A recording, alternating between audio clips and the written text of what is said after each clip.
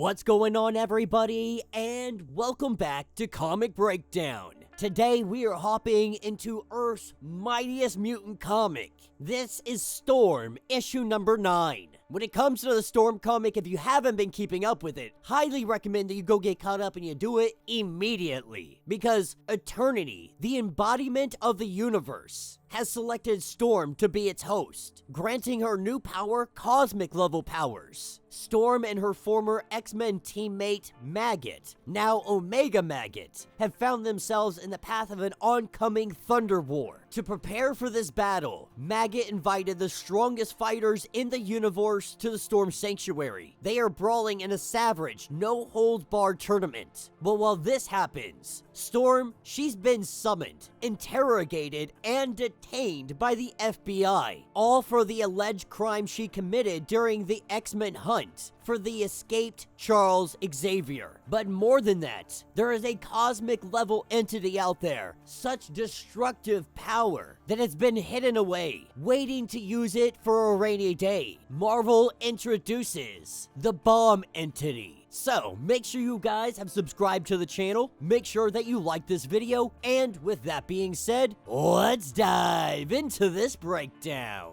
Alright guys, so this story is gonna start us off at the Storm Sanctuary. Currently what we have going on is Maggot's tournament, putting the toughest and strongest against one another. She-Hulk versus Strong Guy. She-Hulk comes out the victor. Juggernaut versus Abomination. Juggernaut comes out the victor. Big Bertha versus Armor. Big Bertha comes out the victor. And then Gentle versus Omega Maggot. Maggot takes down the victory. As they battle, we see Storm hooked up to interrogations. Kind of like a lie detector, if you will. Beginning the questioning, asking her, do you believe that mutants are a security risk to the United States? Her answer is no, and this is deemed to be true. Do you believe that you are a threat to this country? She says no, and that is deemed to be true. Then asked, did you house Professor Xavier, knowing full well that he is a wanted fugitive by the United States? Her answer is yes, but she did not help facilitate his escape. Asking if you could go back in time, would you still aid the fugitive? Her answer is yes. Asking, are you aware that the child mutant who caused the death of 255 citizens and $35 million, the one in Oklahoma City, is wanted by the United States government? And so ask, where have you been hiding this mutant child?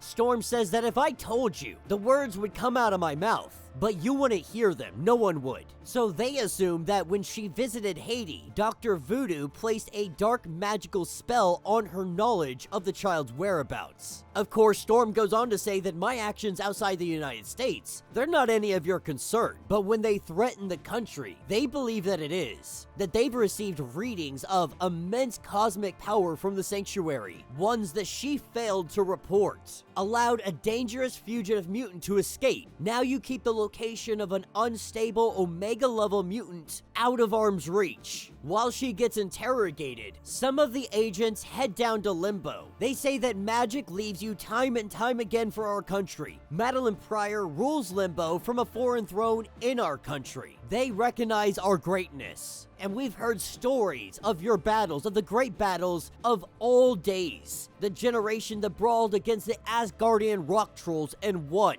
They are proposing to give that glory back to them. But when they're met by a true beast of hell, they're told that you guys would make better food than emissaries, because he was there when they assaulted the trolls. For 10,000 years, his eyes have seen the nightmares they could not fathom. Asking, how old are you? How old is your nation? What gives you the nerve to think you could call me of greatness? That you could tell me anything about it? This is where she goes on to say that magic, she claimed over Limbo with the Soul Sword, Madeline Pryor with the Scythe of Sorrows. They have spent resources, considerable resources, to learn how to create essence blades, saying that we will teach this skill to different rebel factions in Limbo. We will destabilize the hierarchy down here in Limbo. When its structure and governance are in ruin, it would be easy for an old guard like yourself to seize power. So you want greatness, you want power, we can deliver it to you. As they leave Limbo, the demons of Limbo should be wreaking havoc on the Storm Sanctuary right now. With Storm distracted, the only person there they believe is Maggot, the only heavy hitter. He should have his hands full amidst the chaos. This should allow them to retrieve the Sanctuary's power source with great ease. But some of them don't believe that it's a power source per se. The cosmic radiation coming off of it is comparable to Galactus'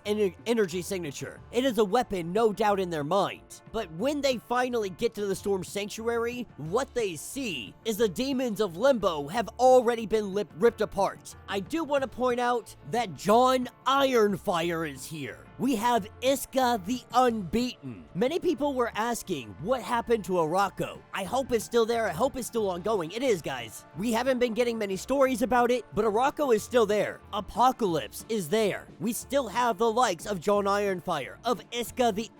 And it makes sense that they show up to the Storm Sanctuary for this fight, for the tournament that Maggot has going on. The Thunder God's War is about to begin, and they're gonna need every hitter at their disposal. But with this fight being over as soon as the FBI arrives, Eden opens up a portal, and She-Hulk arrives, introducing herself as Jennifer Walters and saying that she is Storm's lawyer. As we head back to the FBI HQ, She-Hulk punches that bubble through the portal, dropping them into the HQ, and then she comes through herself.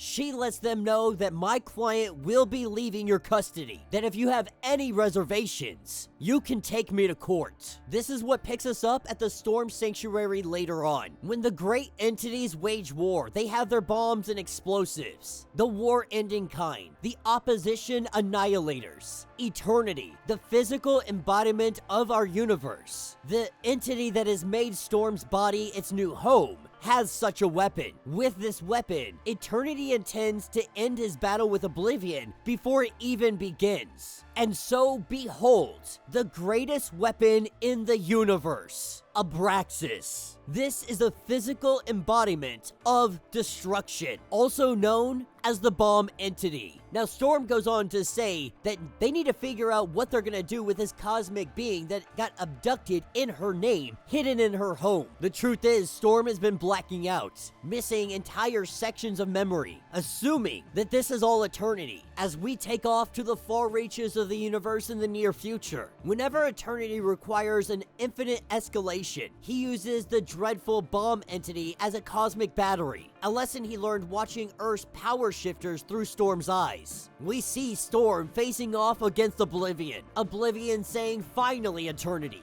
After all of these eons, you finally grow a warrior spirit." But Eternity will go on to say that after all these eons, you mistook restraint for weakness. For Eternity is unbound, unchained, limitless. For the first time in the billions of years that they have existed, Oblivion will finally know the true meaning of fear. He and Haddad will know defeat by the Eternity's hands. The only thing, Eternity has never been more wrong. No matter how great the power he amasses, Oblivion will not know defeat by his hands. For in the void, the Oblivion void, Haddad has already slain the great cosmic Leviathan, and our universe is next. And that will be the end of this issue. So let me know what you guys think down in the comments. Absolutely loving the Storm comics. These things have been coming together so fantastically. I think, honestly, for me, the most exciting part was seeing Iska the Unbeaten and John Ironfire. We don't get to see many from the Arako days anymore. Ever since the Krakoan era end, it's like Marvel has forgotten that Arako exists. Though we can assume that they're gonna use it in good time, Apocalypse is up there, so on and so forth, we got Revelation, all of this stuff is going on. We're assuming that they're saving the X-Men stuff, the real good X-Men stuff, for when the X-Men actually arrive in the MCU, so that they can do it in tangent, make some more money, yada yada yada.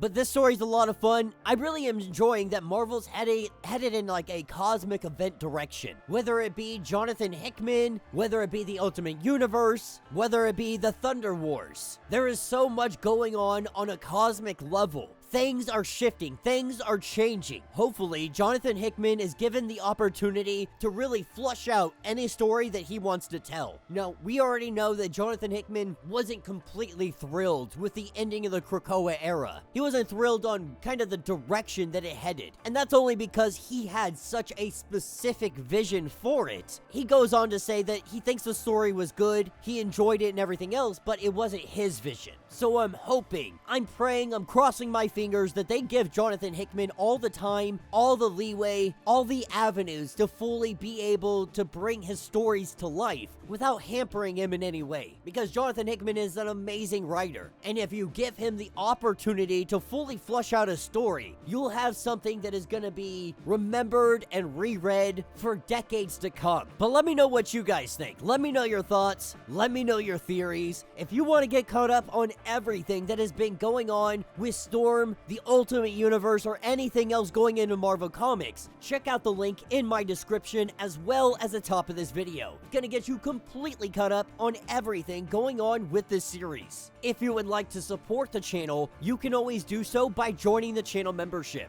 Much like Patreon, having multiple different tiers, from $1 to $50 from loyalty badges to comics every single month. Not only are you helping out the channel tremendously, you are getting tons of perks in the process. Now, if you're unable to do this, do me a favor. Subscribe to the channel, like this video, hit that notification bell, and with that being said, until the next breakdown.